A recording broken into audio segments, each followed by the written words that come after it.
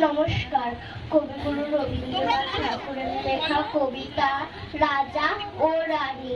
এক যে ছিল রাজা, সেদিন আমায় দিল সাজা। ভোরের রাতে উঠে আমি গিয়েছিলাম ছুটে, দেখতে ডালিম গাছে বনের তীর কেমন নাচে।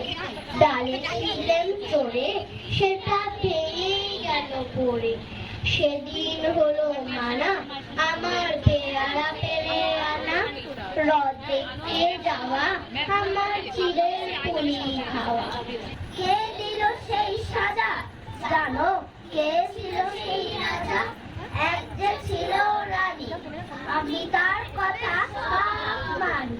সাজার খবর পেয়ে আমায় দেখলো কে বলছে, বললে না তো কিছু, কে তোর মুক্তি করে আপন ঘরে গিয়ে সেদিন রইল আপন দিয়ে। বললো না তার খাওয়া কিংবা হ্রদ দেখতে যাওয়া। নিল আমায় বলে সাজার সময় সারা হলে, গলা ভাঙা ভাঙা চোখ দুখানি রাঙা। কে ছিল সেই রানী, আমি জানি জানি জানি।